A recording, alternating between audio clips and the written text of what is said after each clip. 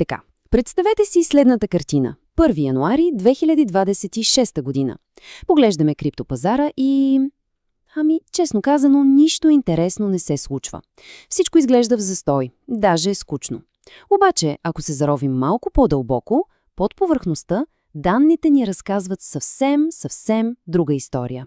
История за нещо огромно, което може би предстои. Точно този парадокс ще се опитаме да разгадаем днес.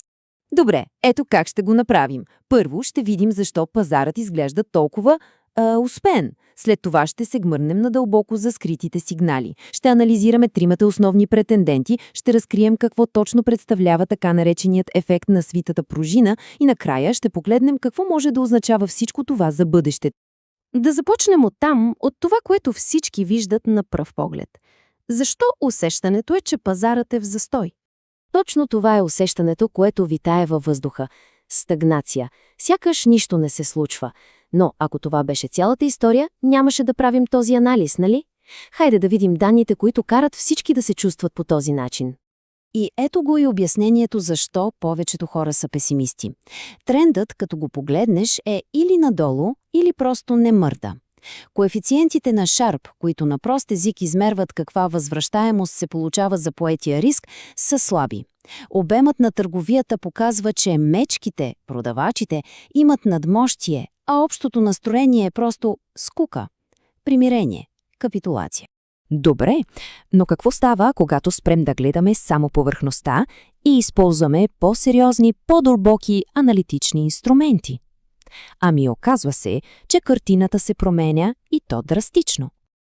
Първият ни инструмент е 90-дневният RSI персентил. Звучи малко сложно, знам, но идеята е съвсем проста. Представете си, че този показател ни казва колко евтин е даден актив в момента, сравнено с собствената му история през последните 2 години. И правилото е лесно. Колкото по-нисък е процентът, толкова по-голяма може да е потенциалната възможност. И тук нещата стават вече наистина интересни. 90-дневният RSI на биткоин е 0. Нулев персентил. Нека за момент осъзнаем какво значи това. Буквално означава, че по този показател биткоин в момента е по-евтин, отколкото е бил във всеки един ден през последните 2 години. Повтарям, всеки един ден. Това е сигнал, който се появява изключително рядко. И това не е някакъв изолиран случай. Имаме и втори, също толкова мощен индикатор – Mayer Multiple. Той прави нещо много просто – сравнява текучката цена с 200-дневната и средна. И познайте какво? Стойностите и за трите актива, които ще разгледаме, са дълбоко под едно. Тоест, всички стрелки сочат в една и съща посока – подценяване. И след като установихме тази обща тема за подценяване, нека видим как точно тя се проявява при трите основни криптоактива – биткоин, етериум и солана.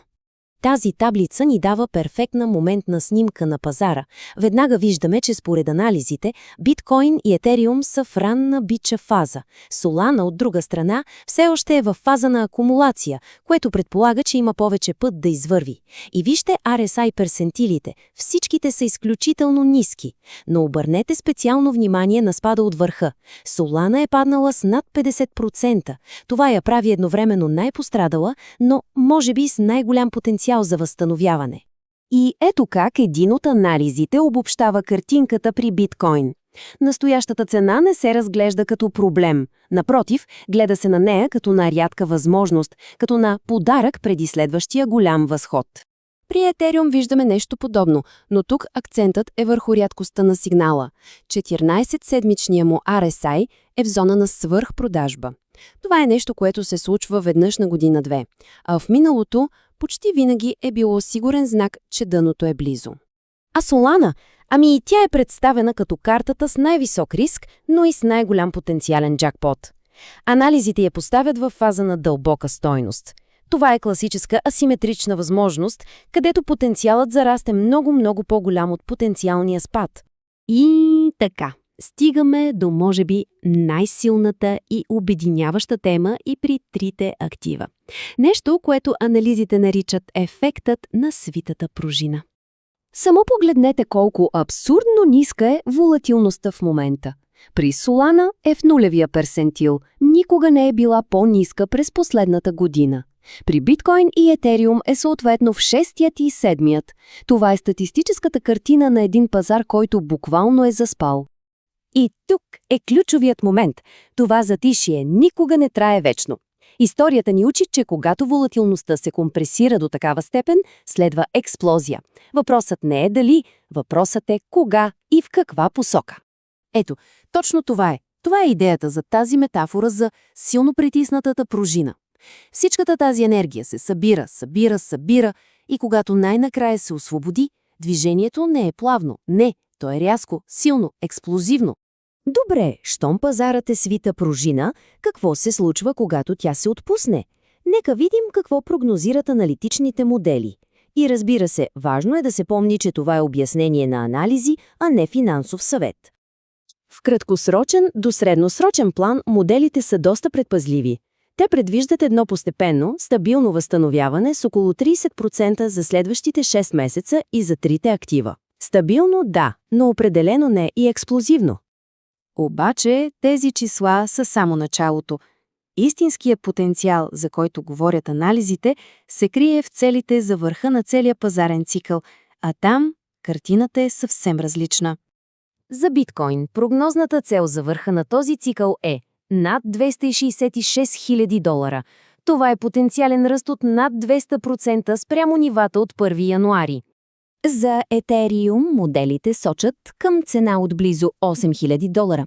Това би било потенциален ръст от над 167%. И накрая Solana. Най-рисковият актив, който обаче може да донесе и най-голямата възвръщаемост. Прогнозната цел тук е над $440. Това би означавало ръст от зашеметяващите 250%. И така изглежда, че всички данни сочат в една посока. Достигната е повратна точка.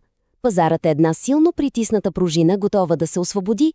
И единственият въпрос, който остава е, какво ще запали фитила?